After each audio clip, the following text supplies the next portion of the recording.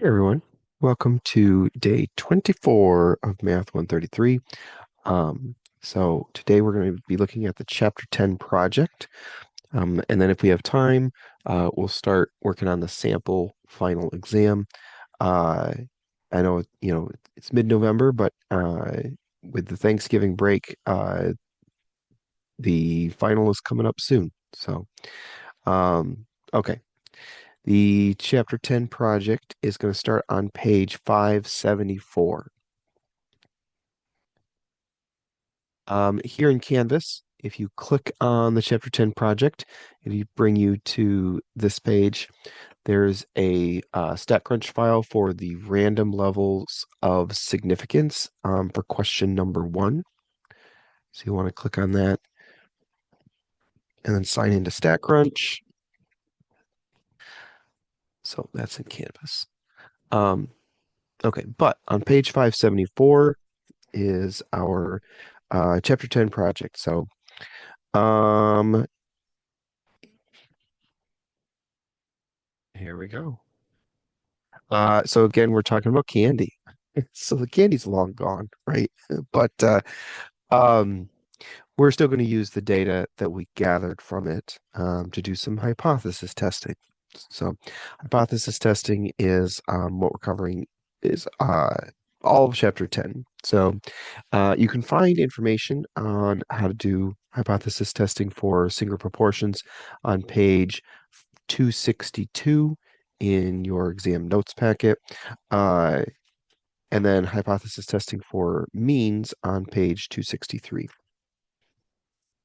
We're going to be doing proportions today because we're testing, what percent of your M&Ms are yellow, what percent of your Skittles are red.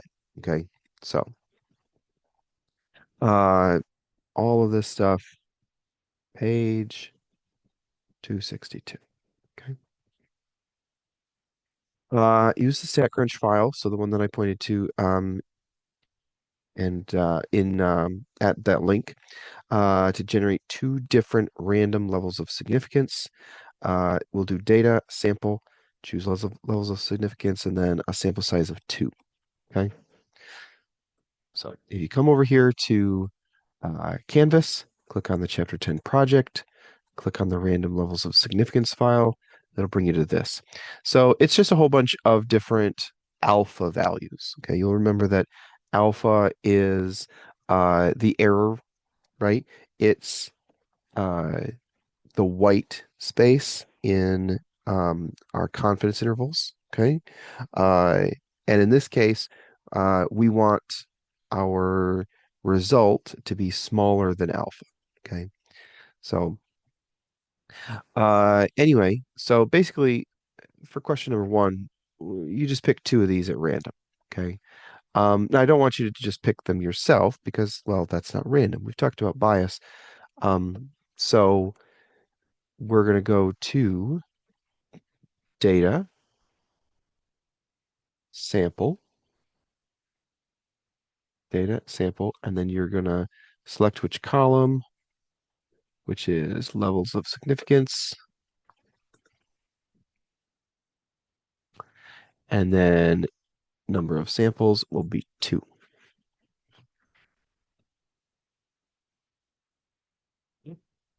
Invalid input for sample size. This must be an integer greater than or equal to 1.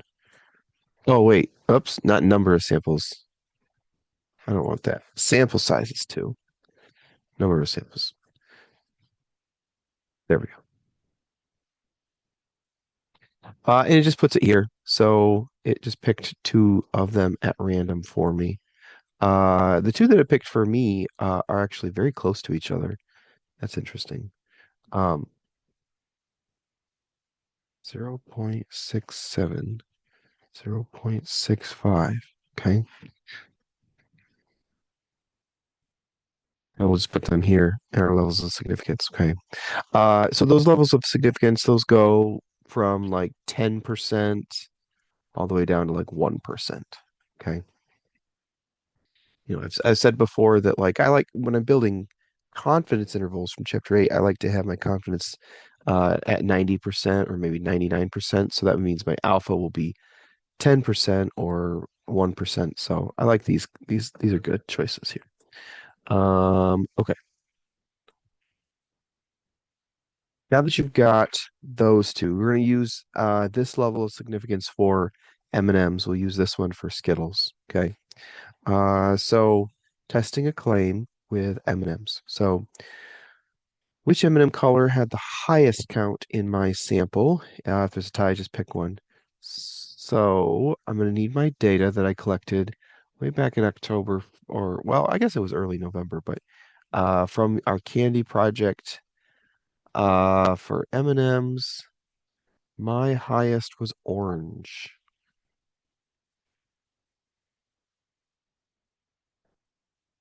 I had 29 of them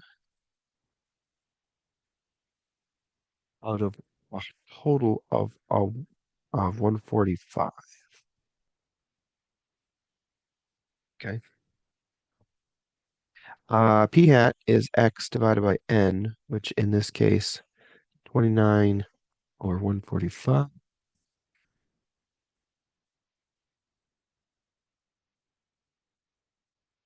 Oh, right on the nose, 0.2. Okay.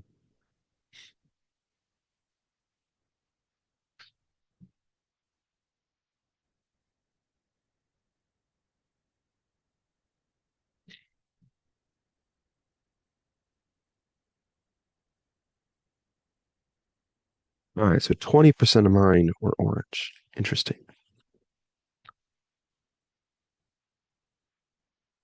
All right. So Willy Wonka is bothering you again and claims that more than 1/6 of M&Ms are your color from number two. So he's saying that more than 1/6 of all M&Ms are orange. So 1/6 is what we expect our p-value to be, our true p-value. Okay. But he's claiming that no, they're actually making way more orange than they should be. Okay. So we're going to test with our sample and see if we agree with him or not. Okay. So write the appropriate hypothesis test. Use a fraction, not a decimal. Okay. So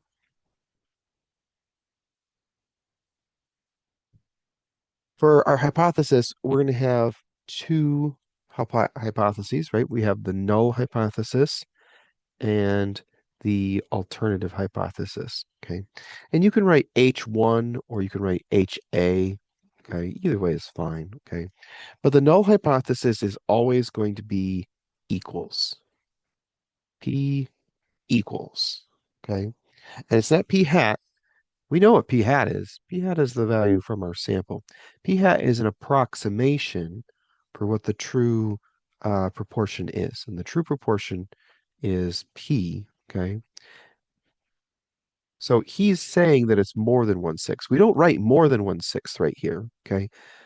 The null hypothesis is always equal. Okay. The alternative hypothesis is always the one that we would go to if uh, this is not the case. Okay. And we're not going to be testing whether this is completely accurate. We're basically, when we're doing hypothesis testing, like I'm testing if there's, you know, there's a 6% chance that I'm going to actually make an error. Our alpha is our error rate. So in my case, there's a 6 point, or whoops, I missed a zero here, didn't I?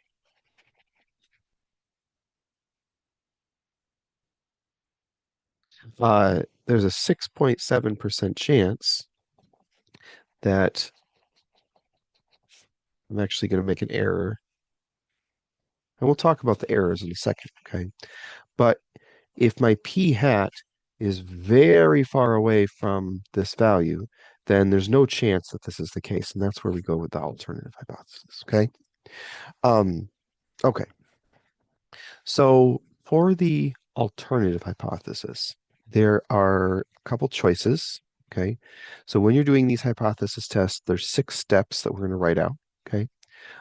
Step one, you're going to write out, so, and you'll notice that, like I said before, all of the null hypotheses, it's P equals P0.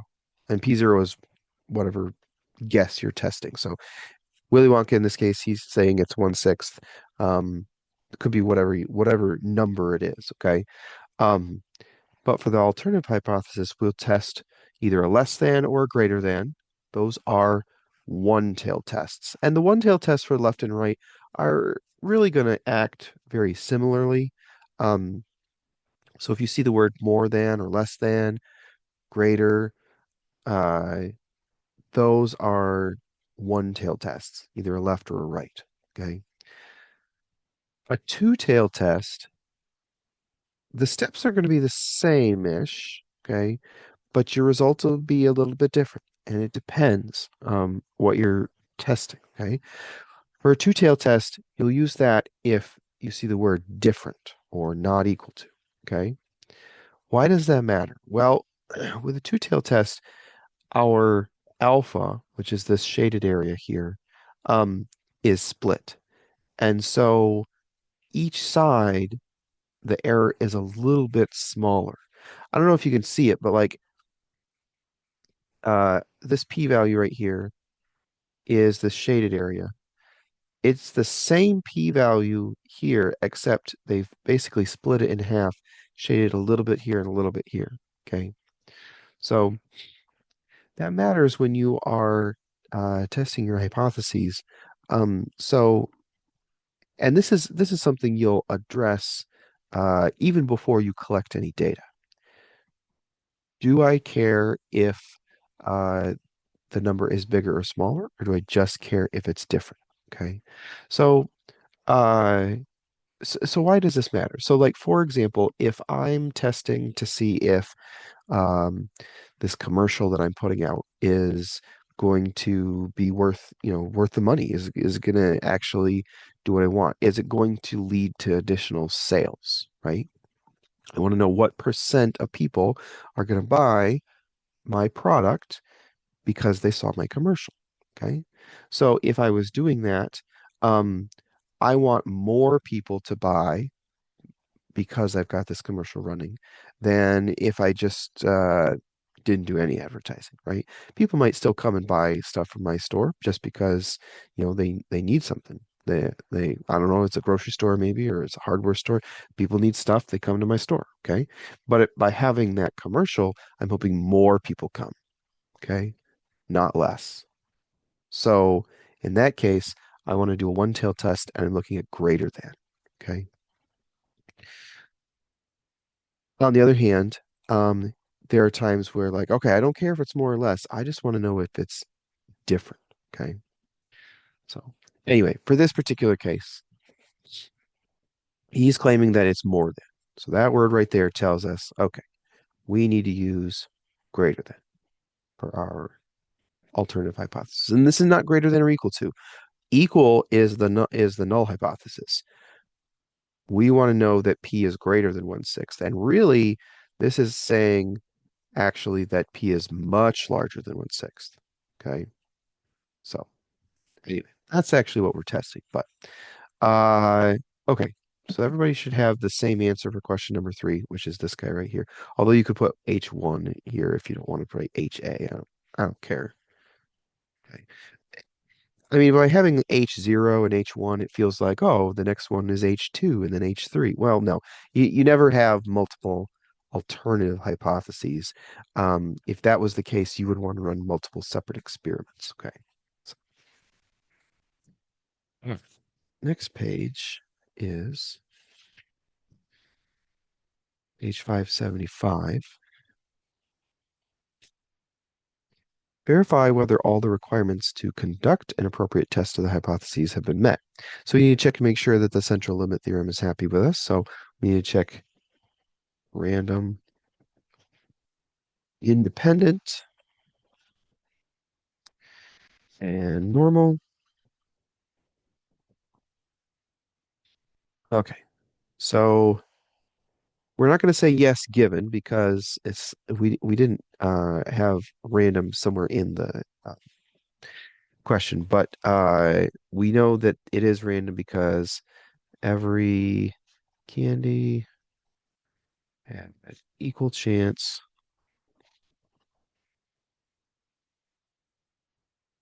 being in the sample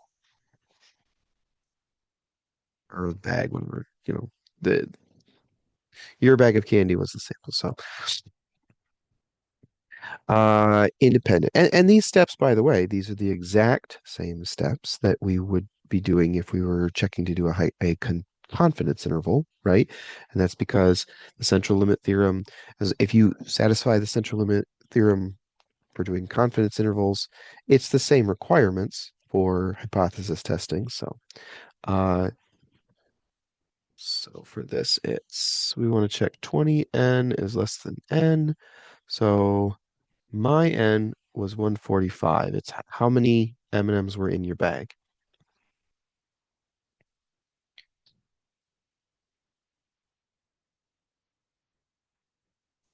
Okay.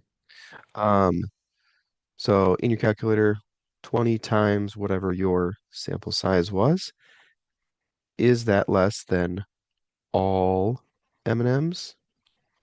Yes, it sure is. Lastly, for normal, we need to check N times P times Q. So 145 was my P. No, that's not. So I'm going to pause here because I'm checking N times P times Q. Okay. And when I'm checking this, um, we kind of play a little loose with whether I have P or P hat or P null. Okay. These are three different things. Okay. So P is the proportion of all M&Ms that are orange. And I don't technically know what it is. Okay, we secretly know what it is in this case because M&Ms, they make the same amount of each color. Okay, so technically we know it's 1/6, but that's that's not always the case. That's when you're doing a hypothesis test, we do a sample because you can't test the entire population, so you can't ever know P. So because of that, you can't plug it in here. So when I say N times P times Q, you don't actually know what P is. So that doesn't work. So P hat is the result from your sample. And when we were doing confidence intervals, that's what we actually plugged in here was P hat and Q hat. Okay. When we were doing confidence intervals. I'm not going to use that though here. Okay. Instead, when you're checking your hypothesis, or sorry, checking your requirements, you're going to use P0 and Q0. Okay. It's a minor detail, um, but it does matter. Okay. In this case, I want P0 is 1/6 and Q0 is 5/6. Okay. Right. Let me type that in and see what I get. 145 times 1/6 times 5/6. And I get 20.14.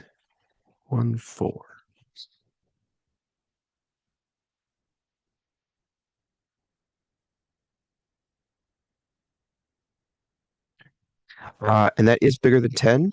So yes.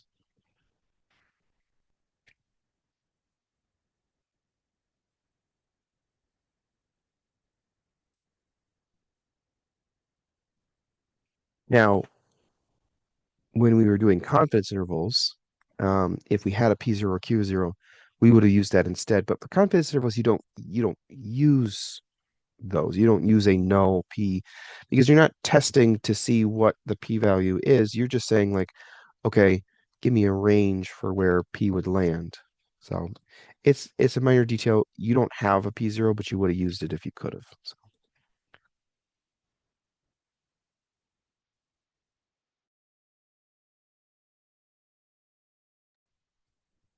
okay. I got three yeses, which is good. That means that the central limit theorem is happy. That means that our confidence interval will be accurate. Sorry, not our confidence. We're doing hypothesis testing. Our hypothesis testing will be accurate. Um, but even if you did not, even if you got a no in here, regardless of whether or not the requirements were met, test your hypotheses from number three using level of significance from number one. Mine was level of significance 0.67. 0.067. I got an extra zero in there. I gotta remember. All right, show all your work in steps, including the formulas, substitutions, and graphs. All right. So there's 6 steps, and I know we did the first step already. I'm going to do it again. Okay. Uh, you write out your hypotheses for step one. Okay. If you don't do this part, that's okay because we already did it. But I just like you to have them all in the same spot. So I'm looking at more than 1/6. All right. So step two is write out our alpha. Okay. So if you want to ignore step one because we did it on the first page, that's okay. But for alpha, you're going to write whatever the number is that you got from your level of significance. So I got a level of significance number one here. Maybe yours was like 10% or 1%. Yours might be bigger, smaller than me. Okay. Now, in actual practice, we wouldn't just pick a random alpha. Okay. This would be a conversation with, your leader or your business leader or uh, whoever you're running this hypothesis testing for. Like, how how accurate do we want to be? Okay. And that conversation has two sides to it. Okay. One is, okay, how accurate do we want to be? And they're like, oh, well, I want to be as accurate as possible. That's not always the case. Okay. Because we know that if you're not accurate enough, if your error, if your alpha here is too big, there's a chance that you will make an error. Meaning like you'll reject the null hypothesis when it actually was true. Okay. Um, but there's another error. There's two types of errors. Okay. And the other is if your alpha is too small, there's a chance that you will make a type 2 error. Okay. And we'll talk about the different types of errors, but um, really what it comes down to when you're talking about alpha is, okay, what are the risks of making those different types of errors? Okay. And that helps you drive how big you want this alpha to be. For today, we're just picking a random number. Okay. But that's usually not what you do. All right. Step three. Step three, we're going to find the test statistic. Okay. We're going to calculate our z value. Okay. So z null equals p hat minus p null.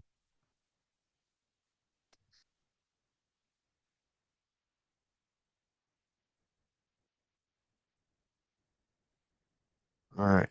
This formula looks crazy. Okay. But it's the same formula from back in chapter 2 and 3 when we were talking about z values.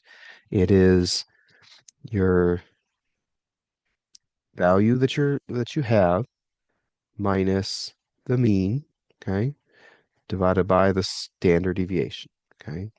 Even though the standard deviation is its own crazy square root formula, okay? It's the same way that we've calculated z's before. All right. You just plug in the numbers you have. P hat, in my case, is 0.2. Yours might be something else. It should be something else, right? Because you have different numbers. But your P0, though, will be the same as mine, 1/6. Okay.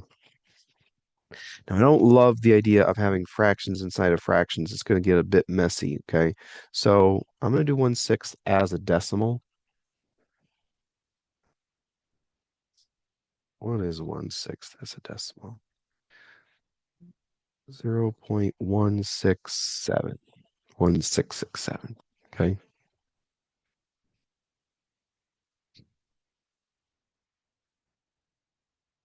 Big square root 0.167 times Q0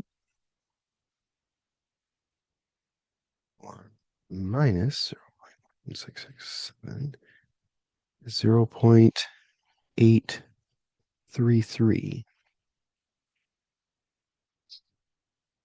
And your P0 is going to be the same as mine. Really, the only number you're changing compared to what I have is the P hat and the N. The N is the sample size. Mine was 145 M&Ms. I'm not sure how many you bought, but you're going to put that there.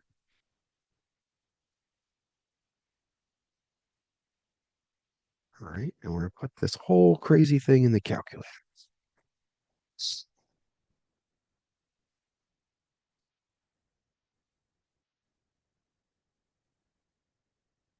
All right. You need parentheses around the top, okay?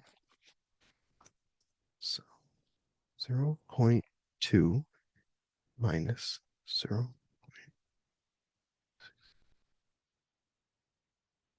And you don't have to do that many sixes. I'm just trying to make it a little more accurate. And divided by. I mean, if I wanted to be super accurate, I would write 1/6. Okay. And you could do that if you want. You just have to be careful about making sure that your fractions are all in the right spot. So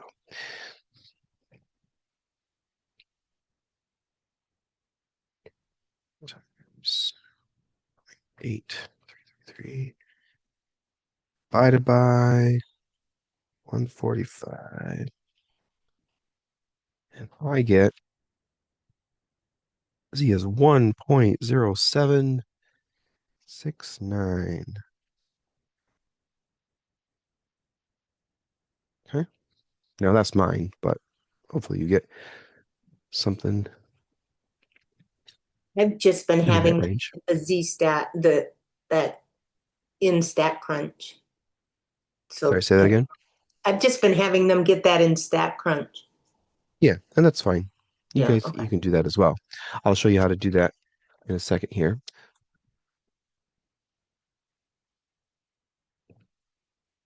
Because it will find that Z value for you. So, all right, step 4. So we have our curve here, and I am doing a right tail test because I'm using greater than, okay?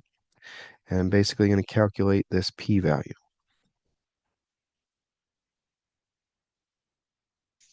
Now,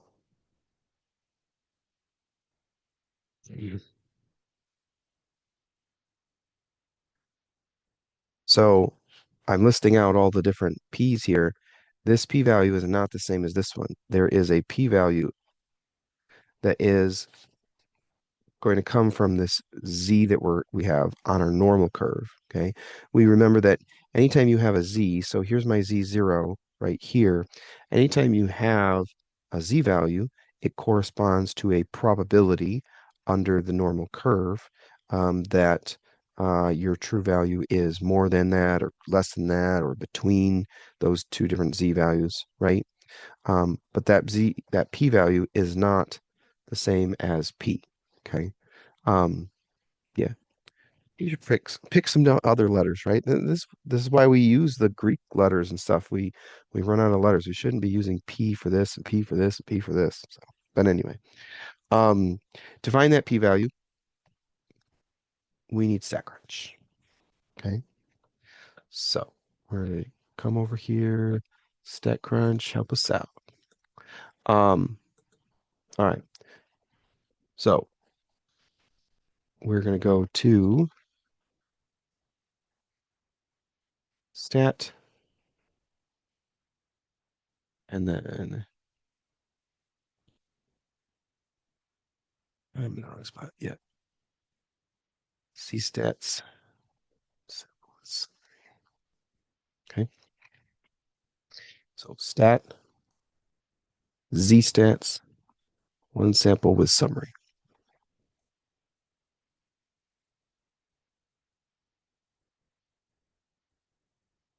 Oh, no, that's not right. Nope, this is for means. I went to the wrong one. So we're not doing means in this case. I've led you astray because we're looking at proportions. So here on our page 262 at the top, I want proportion stats because I am testing a proportion. Stat, proportion stats, one sample with summary. All right, that looks better. Number of successes is how many you had of that candy. So I had 29 oranges in my bag. Number of observations, that's your N value. I had 145 total M&Ms. And this is where we went when we were constructing confidence intervals, but this time we're not going to click this button.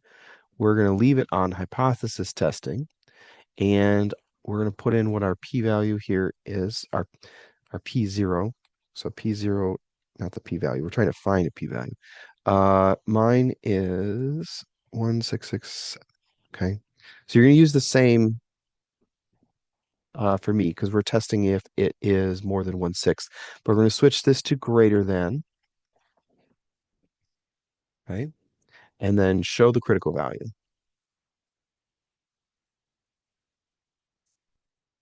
Down here for significance, that's your alpha. And so I'm going to put in my alpha, which I wrote as 0.067. I hit compute.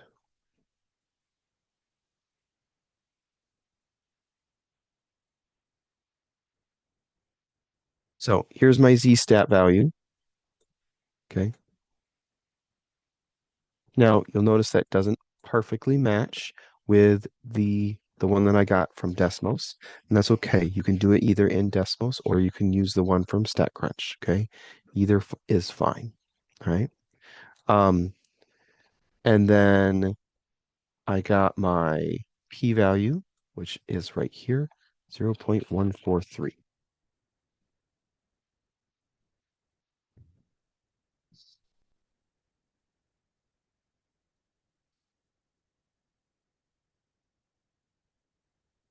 I clicked the button to show the graph. Here's my graph. You don't need the graph. We already have it.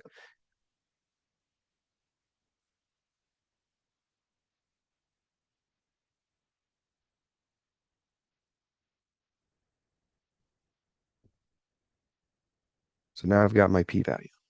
Okay. So this basically this what we've done is we are checking to see if his claim makes sense. We're trying to see if we can reject the null hypothesis. Okay. Um, you can never accept the null hypothesis. You can either reject it or not reject it. It's a technical detail, but um, you know, we're never going to write I accept the null hypothesis. We'll say we do not reject. Okay. Which kind of sounds like a double negative, but it is different. So, okay. So there's a 14% chance that and that's right here, 14% chance that uh, the true, oh, I didn't write this right, did I?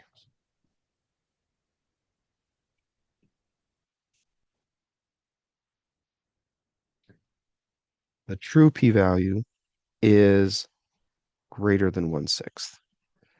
Okay. 14% chance that the true p-value is greater than 1/6. 1/6 is what I'm testing. And so now what we do is we write out, do we reject or not? So in my case, my p-value is greater than my alpha. That's no good. 0.1433 is greater than 0.067. Okay. Why is that no good? Well, it means that I am not going to reject the null hypothesis. Do not reject.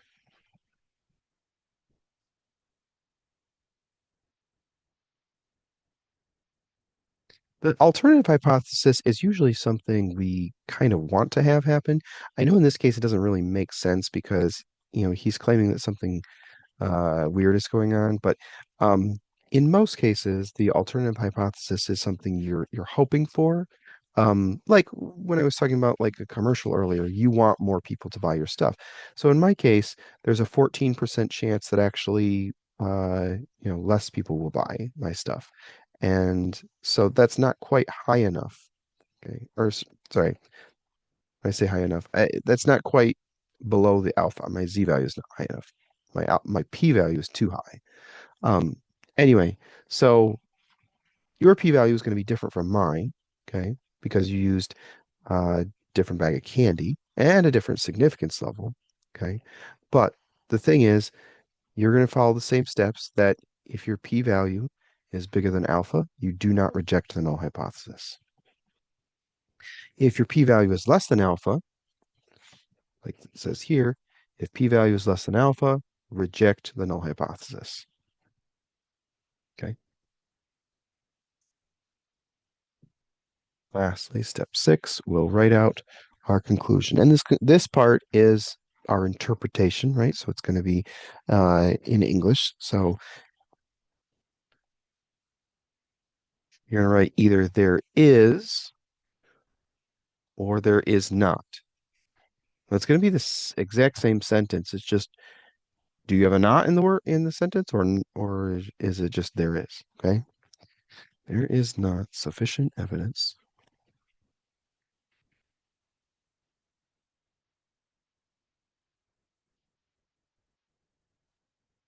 to support the claim that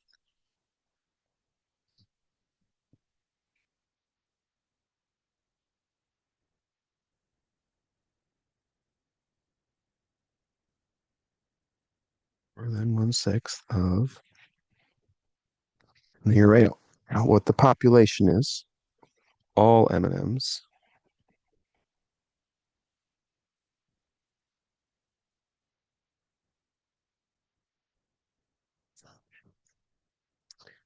So for my case, I did not reject the null hypothesis, so I have there is not sufficient evidence to support the claim that more than 1/6 of all M&Ms are orange. So let's think about this for a second. So basically what's happening is, so Willy Wonka, he's come to us. He's claiming that the M&M company is doing something weird and they're making way more orange than they should. We collected a sample and we did see that orange was the largest color in our bag. Okay. So without doing this hypothesis testing, you might look at it and agree with him and say, oh, you're right. There is more orange than any other color. Okay. But remember, our bag is coming from a sample, a random sample. So there's a chance that, yeah, of course, you're going to get a little more of one color, a little less than another color. Okay. You're not going to get exactly the same number because it's all random. Okay.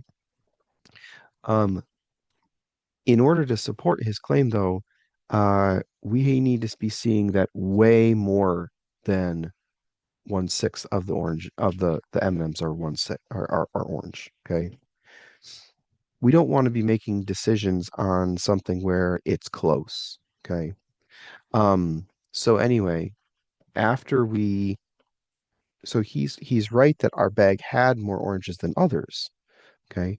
But was it way more? Well, we can say that, you know, with 94% certainty because there's a 6% chance of error. So 1 minus that is 94%. We can say that with 94% confidence that no, I don't agree with you. I don't believe uh, that more than 1/6 of all M&Ms are orange. Okay. Now, we didn't necessarily accept the null hypothesis, meaning his claim might still be true. Okay. His claim might still be true that they're making more oranges than any other color. It's just they might be making only slightly more. Okay. We're not going to be able to know that unless we do a much bigger sample. Okay. I only collected 145 M&Ms, which is probably not enough, okay, to be accurate. When your true p-value is very close to the p0 that you're testing, you're going to have a hard time rejecting the null hypothesis, okay? But if the p0 that you're testing is very far away from the true p-value, then you can say like, oh, yeah, I don't know what the true p-value is, but it's definitely not this, okay? Anyway, minor details, but what is the probability of making a type 1 error in the setup for the hypothesis test above? Okay, so I mentioned that there's two types of errors. The type 1 error in this case is the one that we're looking at, and the type 1 error is the one that we can actually provide a percent on. Type 2, you can do a percent, but we're not going to do it in this class, okay? So a type 1 error is that is when we reject the null hypothesis, but we shouldn't have. Okay. We should have not rejected it. Okay. Um, so in other words, it's possible, since our bag was random, it's possible that just based on random chance, I got a ton of oranges in my bag. Way more than I actually got. Okay. Way more than I should have gotten. In that case, um, I'm going to reject the null hypothesis because I'm very far away from 1/6. Okay. When in reality, we know that, okay, the M&M Corporation, they actually make the same amount of every color. Okay. We should not have rejected that. Okay. That's a type 1 error. And the chance that you're going to make that error is your alpha. Okay. So in my case, 0.067. You're just going to write whatever your alpha is. Okay. And when you're setting up these hypothesis tests, you get to choose what the alpha is. And again, as I said, it's a conversation with, who you're running this for. How accurate do you need to be? Okay. In this case, I have a 6% chance that I'm going to reject the null hypothesis, but I shouldn't have. Okay. Now, for M&Ms, this is no big deal. Okay. It's, what's the worst that could happen? If I actually had any power over the M&Ms, like if I was the M&M like CEO, I could say, "Oh, we're making too many oranges. We need to make less." Okay. Is that going to cause problems? Well, that's going to mean people get less oranges or in their bags, but is anybody freak out about that? No, no, it's not going to really matter. But if we're talking about like medical situations, this could be life and death. Okay. Uh, or and we'll see that when we do the chapter 10 um, review next time, where making certain types of errors can cause real world consequences. Okay. In this case, it's fine. So but we'll write down whatever our alpha is. Okay. All right. Let's move on to page 576. All right. Now we're gonna do Skittles. So steps are gonna be very similar. I think there's only like one thing we're changing, but we're gonna test which Skittle had the lowest color. So there is a change. So lowest count in your sample, if there's a tie, pick one, fill out this table. So if your P hat is close to 2.0, choose the color with the second lowest and redo the table. Okay. Why is that? Well, I'll explain that in a second. Let me fill in my numbers first. All right. Okay, Skittles, lowest. I had purple was my lowest. My X was 34 purples. my sample size was 241. And p hat is x over n. 4 divided by 241. 0.141. Okay. If your p hat is close to 0.2, find the color of the second lowest and redo the table. Why does that matter? So I wouldn't do that unless you're at 0.19. Okay, if you're 0.18, just go with it. Okay. But if your p hat here is 0.19, go with the second lowest count. And why is that? Because you'll remember I said a second ago that like if the p0 that you're testing um, is very close to the true p-value, you're going to have a hard time rejecting the null hypothesis. Okay. So we don't know what p is. Okay. But we can surmise that probably it's close to 0.2. So it's close to 20%. 20% is 1/5. There's 5 colors in the bag. So this is 1/5. And um, anyway, so we let me pause here for a second. So usually when you're doing these hypothesis tests, the null hypothesis, we always set that to equal. And the alternative hypothesis is the one that you're hoping happens. You're hoping that you can reject the null and accept or you can, accept the alternative hypothesis.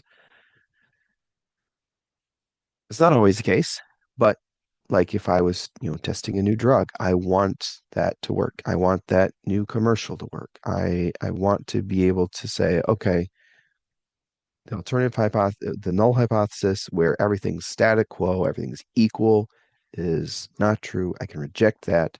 And that means that this other thing is different. It's better. It's whatever. Okay. This alternative. Okay. Um, Now that said, you you need to be careful when you're running these because yes, we want the alternative hypothesis to be true, but you can't set up your experiment to, you know, bias your results to just getting that rejection that you are hoping to happen. Okay. I don't know. Why does that matter? So like I'm saying here, if your p hat is close to 2.0, choose a different color. You can't just like say, oh, well, in real practice, you can't just say, oh, well, our numbers are too close. I'm just going to go with something else. Okay. You should go with what the results are showing you. If the results are showing you that you cannot reject the null, even though you want to, okay, that doesn't mean you could just say, okay, well, I'm going to push forward with this new drug, even though the results are showing that I didn't reject the null hypothesis, because that can be dangerous, right? That is showing that your new drug is not effective at preventing disease, and that can be a problem. Okay, uh, I want to reject the null. I want this new commercial that we spent money on producing to be better and to bring in customers, and my results are showing that it's not going to. We can't just push forward with it and say, all right, let's pay the money for the airtime for this commercial that's not going to help. It's not going to work. It's not going to bring in new sales. Okay. So anyway, um, that's fine. We're talking about Skittles. Why are we getting philosophical here? Let's go back and talk to Willy Wonka again. Why is Willy Wonka always the one bothering us? Isn't he like the good guy? Like, isn't it like Prodnose and who's the other like bad guys? Fudd in Fickelgruber, is that what it was? Uh, it's the bad guys in the Charlie and Chocolate Factory. All right, he's bothering us again. Claims that the proportion of Skittles that are your color from number 7, so purple, is different from 20%. So in this case, it's just different. He doesn't know if it's greater or low or more or less. Write the appropriate hypothesis test to test Willie's claim. All right, so null hypothesis is always equal. equal 20%. I'm going to write it as a decimal, 0.20. Okay. Alternative hypothesis. In this case, do I do greater than, less than? No, I don't do either of those. He's not saying more. He's not saying less. He's just saying different. So this is different from 0.20. Okay. This will be a two-tailed test. Okay. That's going to basically split our p-value. Okay. That matters because it's going to it could, not always, but it could change whether I reject the null hypothesis or not. Okay. If I was running a one-tail test, it's a little easier to reject the null, okay, than if you're doing a two-tail test. Just be aware of that, okay? So it's important to pay attention to whether you're hoping that it's greater or hoping that it's less, or if you just want it to be different. So he's saying it's different from 20%. He doesn't know if they're making a lot of purple or very few, okay? Just different. All right. Anyway, moving on. Let's check if we have the requirements met. Random, independent, and normal. Yes. Each Skittle had equal chance of being selected. Okay. For our sample. All right. Independent. 20n, is that less than capital N? So 20 times my sample size was 241. So that is 4820. And that is less than our population size, which is all Skittles.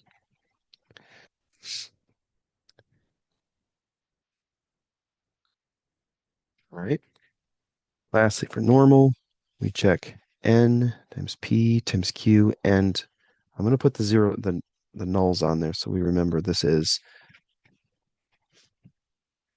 checking against this. So 241 times 0.20 times 0.80. I'm going to need to calculate for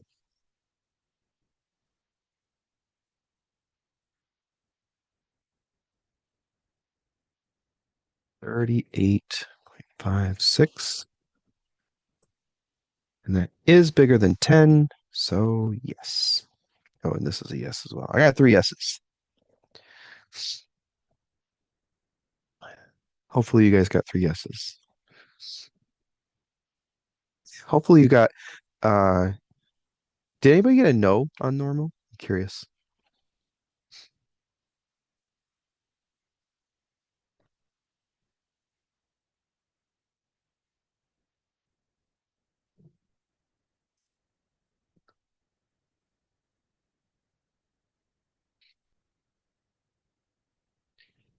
If you had 50, around 50 Skittles, you're probably going to end up with a no. Because if I had 50 times 0.2 times 0.8, I'm going to get 8. And that is less than 10. That's not going to work.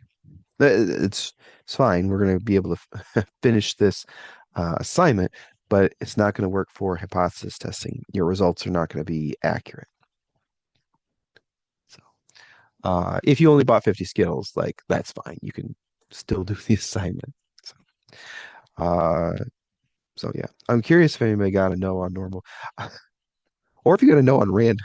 If you got a no on random, that means you went and like picked out. I just want the red ones. I don't want any of the other colors. No, you don't get to. Yeah. All right. Page two. Sorry, not Tuesday. 577, regardless of whether or not you got three S's. Let's test our hypotheses from number 8 using the level of significance from number 2. So back on the first page, you picked out two level of significance. One was for M&Ms. This one is for our Skittles, right? So,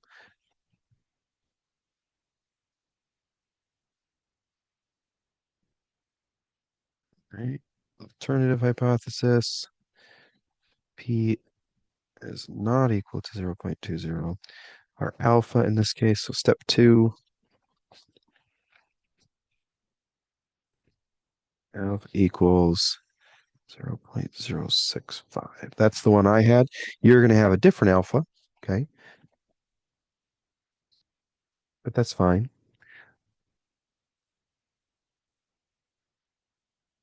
Step 3, calculate our z.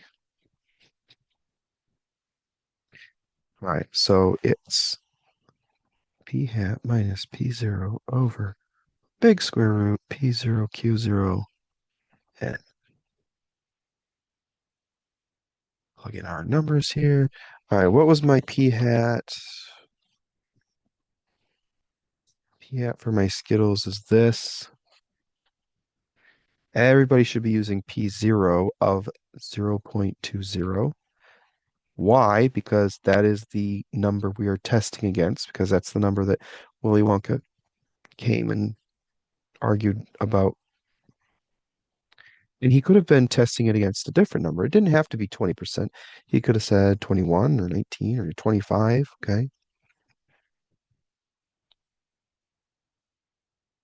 And my N is 241, okay? So for this time out, I'm not going to put all that in decimals. I'm going to just get what StatCrunch gives me, and I'll write it in here when I have it. For now, though, I'm going to come back to that. So don't forget, we got to go back and finish step 3. But step 4 is we draw our normal curve.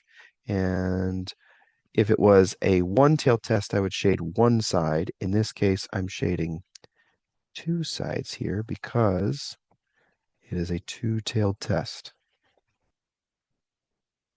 So these two numbers together add up to my p-value. Okay.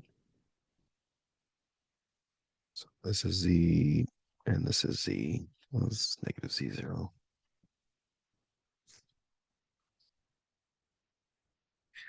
All right. So I need to find my p-value. Let's go to StatCrunch. I don't want to get mixed up with what I did for M&Ms and get confused with which window is which. So I'm going to close this one. But I'm going to do stat, proportion stats, one sample with summary. Stat, proportion stats, one sample with summary. Our number of successes is, I had 34 purples out of 241 total Skittles. I'm doing hypothesis testing, so I'm not going to click this box. I'm going to keep it clicked on this one. I'm testing against 20%. You don't need the second zero, but that's fine. And I am doing a not equal to, because this is a two-tailed test. I do want the critical value.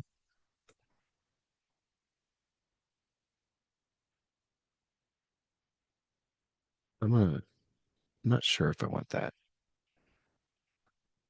I'm not sure I want this either. Yeah. All right. I'll come back and fill that in if I need to change it. All right. So let me see what this gives me.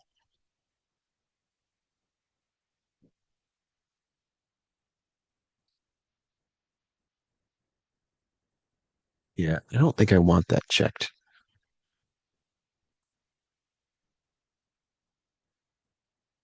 Yeah, because if I check this, then I give it the significance. My significance level is 0.65.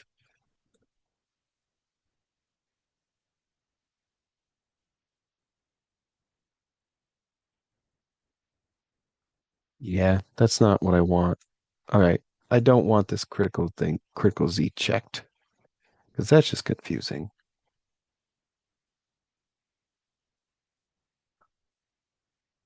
Okay. So Let's go back into our. So I'm gonna not check this critical value. It says show critical value. I don't want that checked. The reason why is so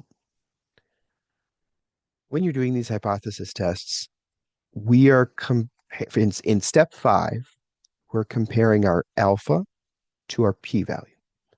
If our p-value is less than alpha, then we reject the null hypothesis. Okay. If it's not, then we do not. Right? Easy. That's comparing a p-value and an alpha. You may see in other hypothesis tests or in other classes, you don't have to compare p and the p-value and the alpha. You can compare the z-value and the critical z-value and reject or accept off of that. And that's what this is doing here is it's giving you two different z's. And that's confusing because A, we haven't talked about how to do that in this class. And B, okay, fine, I'm not going to do that in this class, but which Z do I write on the paper? Okay. It's this one. We want the Z stat one. So I don't want that critical Z. So I'm not going to check that box. Is that what you guys have been doing, Elaine? Or have you guys been checking the box? No, we don't check the box. Yeah, we don't check that box. Yeah. We do check that box for confidence intervals. That's why it's confusing. So I apologize for that. Um, but anyway, so Yeah. I'm not going to check that box. Um, the optional graph here, you can check that box or not. I don't like checking that one either. So this is the way that I would run it. What are my I, successes, yeah, observations, put in my numbers here. I'll show you what the p-value plot looks like. I do Um, click that one because that yeah, you gives do. everything. Yeah, but, Yeah, see, but I don't like it be, because it doesn't always work for me. In this case, it did. It gave me my p-value graph with two tails on it. Um, but sometimes, like when I'll do like a left tail test, it shades the right or something. I don't know. I've had issues with it. Anyway, you can click it if you want. Okay. All I really wanted though was I wanted these two numbers. I wanted the z-stat because I need that for question number 3 or step 3, and I need my p-value. My p-value here is 0.022. Okay, interesting. Okay, so I'm gonna put that here, my p-value. But I also am going to go back to step 3 and fill in my z-stat. My z-stat in this case was negative 2.2868. So I'll fill that in right there. Don't forget that to put negative if it is negative. Okay.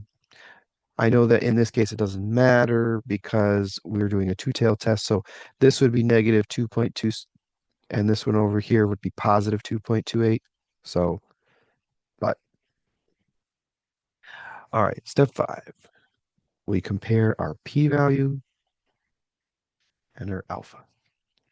My p-value is 0.222, and yours is, might be something bigger, might be something smaller. My alpha is 0.065, and yours might, again, be bigger, be smaller. That's fine, okay? In my case, my p-value is less. If your p-value is less than alpha, then you reject the null hypothesis. On the other hand, if this is a greater than, you do not reject that. Easy enough. All right. And part 6, we're going to write out our conclusion.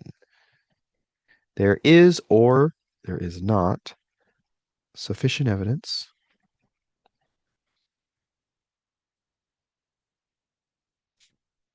to support the claim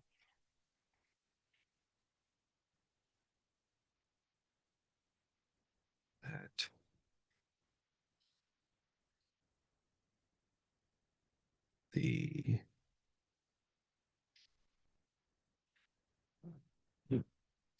The proportion of purple M&Ms.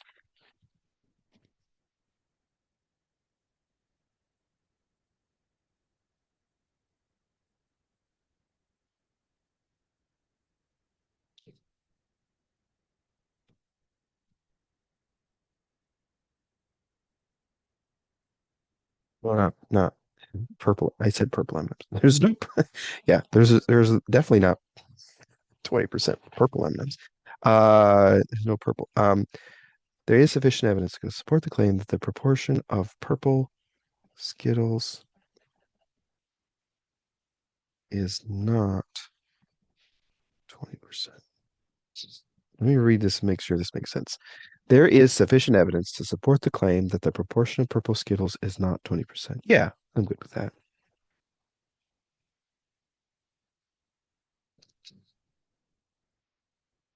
That sound okay, Elaine? sounds good to me. All right. Yeah. So Willy Wonka came to us and he said that, he believes that there's not 20% purple. He doesn't know if it's more or less. And this result, by the way, also does not tell us if it is more or less. Even though we can look at it and say, oh, but this is negative and we got less than 20%. That's not the case. We can't just go and say, oh, yeah, there's less than 20%. We weren't testing less, we were testing not equal to.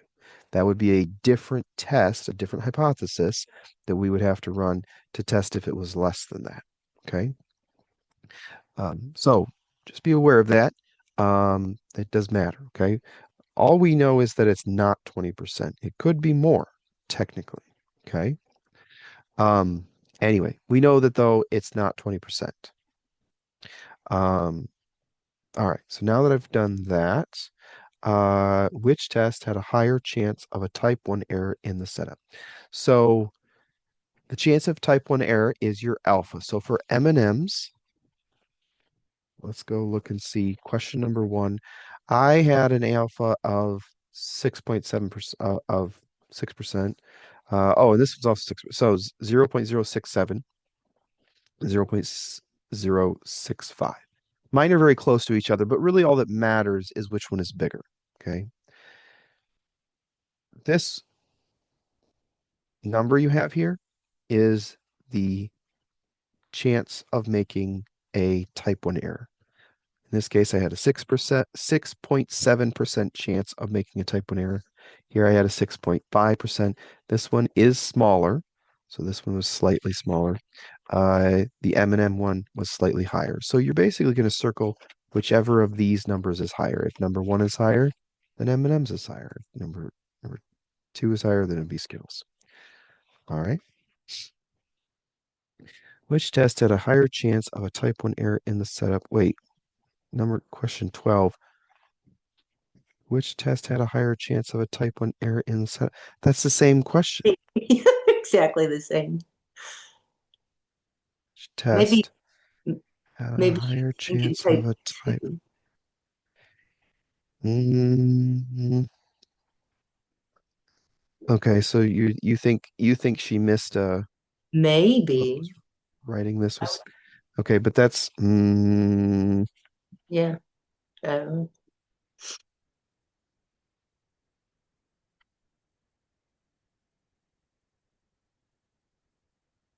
I don't think so.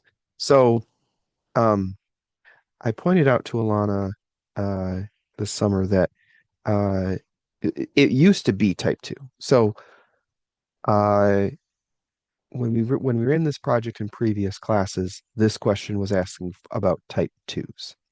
And I pointed out to Alana that that is not a fair question because we can't calculate that. We don't have that information. Uh, so she must have taken my um, comment and changed this, but she just changed it to exactly the same as question 11. Uh, anyway, maybe it's a freebie. it's gonna be a freebie because it's gonna be a freebie in our class because yeah. Um, so which test had a higher chance of a type 1 error? Type 1 is looking at alpha. This is my alpha. This is my alpha. Okay. This was my alpha for M&Ms. This is my alpha for Skittles. Okay. I had a 6.7% chance of making a type 1 error. Type 1 error is where you reject the null and you shouldn't have. You should have not rejected. Okay. The probability of getting a type 2 error is beta. And we haven't talked about beta. We're not going to talk about beta in this class. And we're not going to calculate it. Beta is the power of your test. And the power of your test is related to alpha, but alpha is not the only thing that drives it. It's also tied into your sample size. So if my M&Ms and my Skittles, if I had had the same sample size for both, then I could have answered this. I could have said, which test had a higher chance of a type 2 error? Well, it's whichever of my alphas is smaller. This one is smaller, which means that it would be Skittles, okay? But my sample sizes were not the same.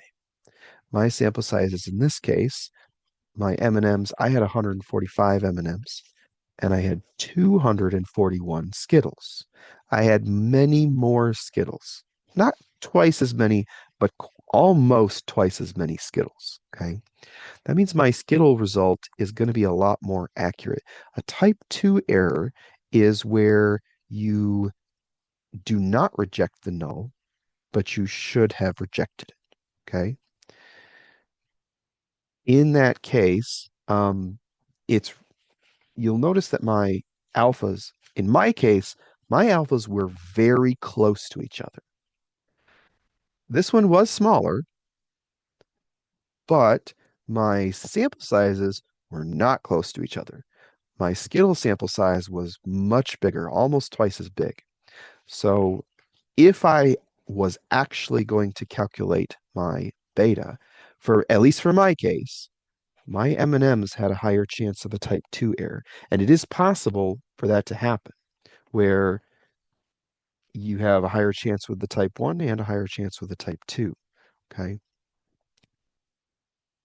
Obviously, I didn't manufacture this. This just happened, but this was a good example of showing like how a small sample size is less accurate because by having a small sample size, I ended up, screwing up both of these. So Um, anyway, I am not going to mark you off for whichever one you circle for number 12.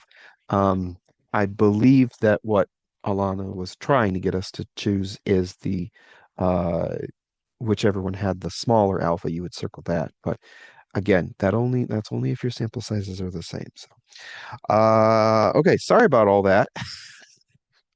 Um, let's move on then. So all right. That's it for the Chapter 10 project. We'll set that aside. And I'm going to jump now to page 605. Page 605. This is our sample final exam. Now, we're definitely not going to finish this today because it's, well, first of all, it's 10:45. And second of all, this is like 14 pages long. Actually, I think it's longer, isn't it? No, it's 14 pages.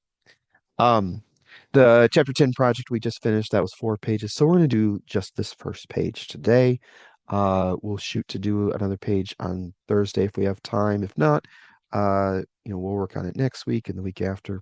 Um, on December 9th, we'll work on whatever we have left. And also Elaine and Cindy, they'll work on some of this as well. But uh, so please note this sample final exam is heavily representative of chapters 7 through 11.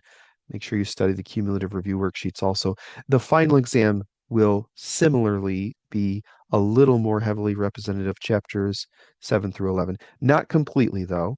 There'll be a little more early stuff than what the sample final is showing here. But anyway, following box plot.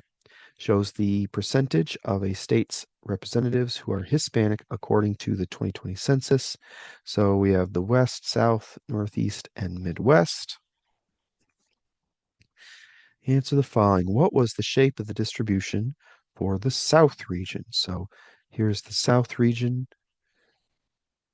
and these two dots out here represent outliers. So what was the shape of this distribution? What do you guys think?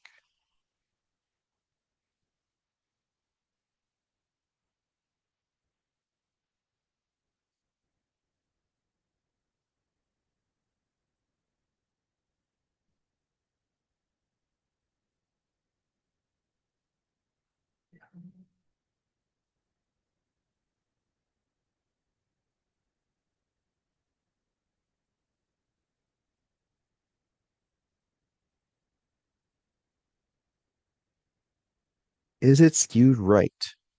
Why do you think it's skewed right?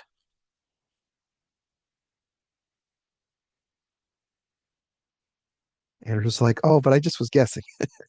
That's fine. I mean, if you want to make a guess. Um, but I do want to know a reason for this one.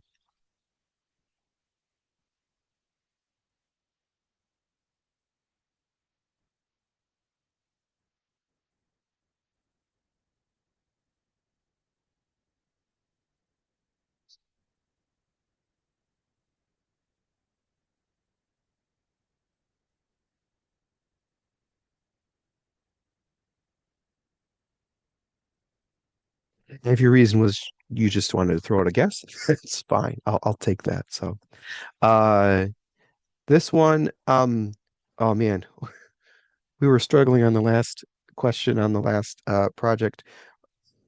We're we're on the wrong foot on this first question already because uh I'm not happy with this answer.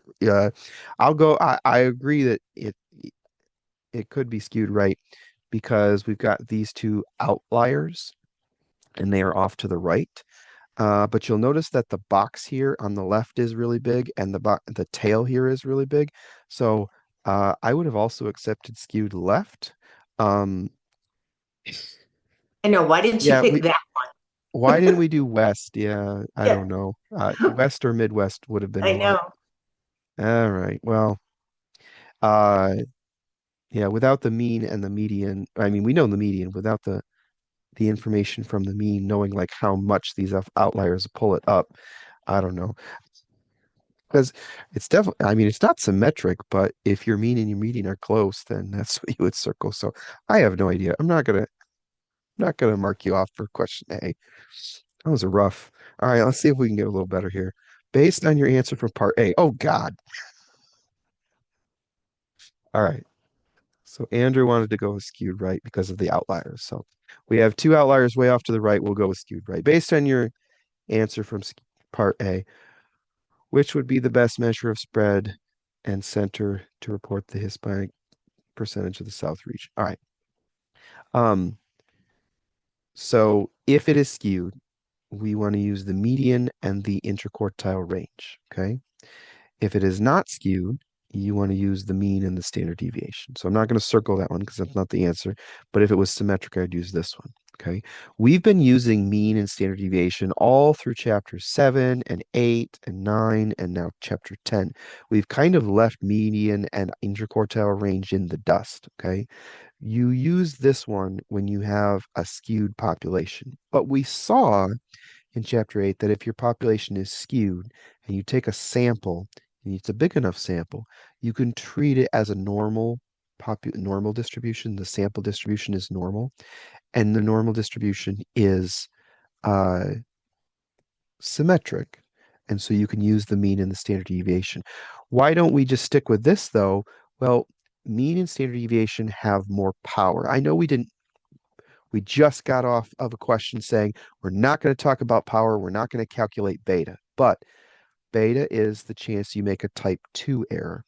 And if you have a test that has a high power, then that means you have a low chance of making a type 2 error. And we don't want to make errors. So median and standard deviation are better when you're doing these hypothesis testing, if you can use them. Okay. In order to use them, like you said, you have to satisfy the central limit theorem requirements. But if you get three yeses, then you want to use this if you can. Okay. Anyway, moving on, median interquartile range. Which region had the largest average? Okay. Now in this class, average is mean. Okay. But we don't have a mean here, and we shouldn't be using mean because it's skewed. So we're going to use median here. Now, technically, those aren't the same, right? Average and median, but we can go with it here because the numbers are a little far off. So which region had the largest average? The median is the middle line. Right here is the median for the West, which would be like around like 13. Okay. The median for Northeast is a little lower, it's at 12. South is like down here at 9. Midwest is down here at like 6. So whichever one's middle line is farthest to the right, that's the one that we want. Okay.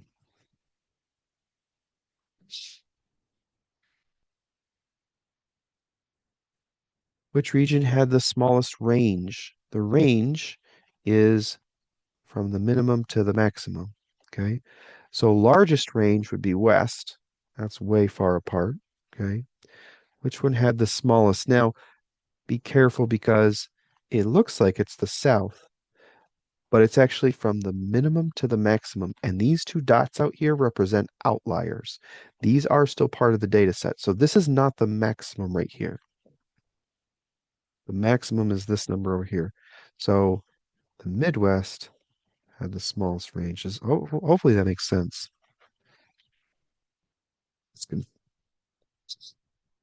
All right, next one's for you guys. Which region had the largest spread? In other words, the interquartile range. Which region had the largest spread?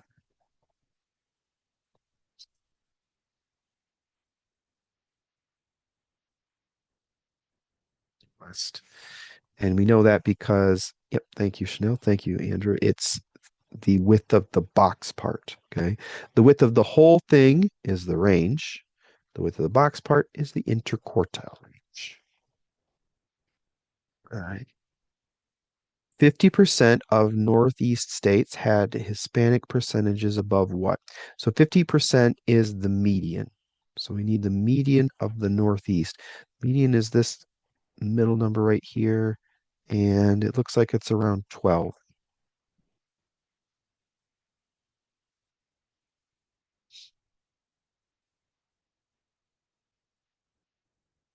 What percent of Western states had Hispanic percentages below 28.7%?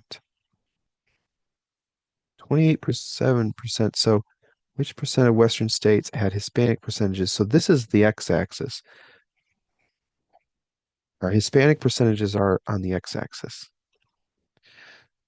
So 28.7 is right about there. And we're looking at the Western box. So it looks like that is the third quartile.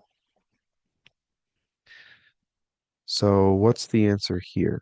What percent of Western states had Hispanic percentages below 28.7%? So what's the percent for the third quartile? What do we write?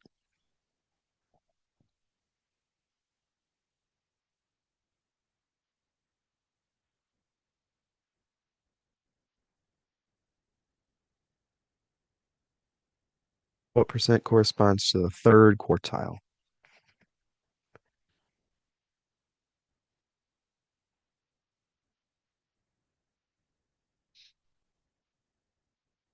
So if you have 3/4, how much money do you have?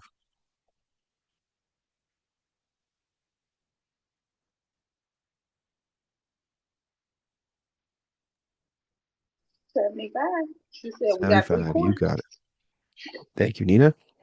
75%. Third quartile is 75%. First quartile is 25%. 50%, that's your middle, that's the second quartile or the median. Florida in the South, so we're looking at the South, had the second highest Hispanic percentage at what? So here's South. Highest one is that one. The second highest is this guy. It looks like it's like 26%. I don't know. I'm not going to be super accurate like they were in this question, 28.7. I'm not going to say like 26.2.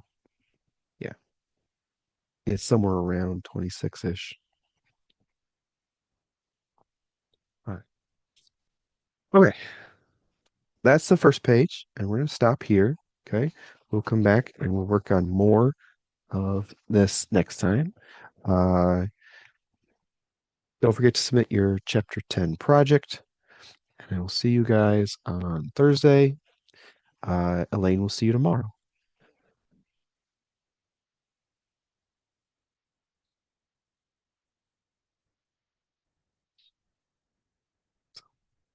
I don't have anything for you, Elaine. Do you have anything for Okay. me? All right. Thanks, Joe. Have a good day. No, I Bye. don't. Okay. Thank you.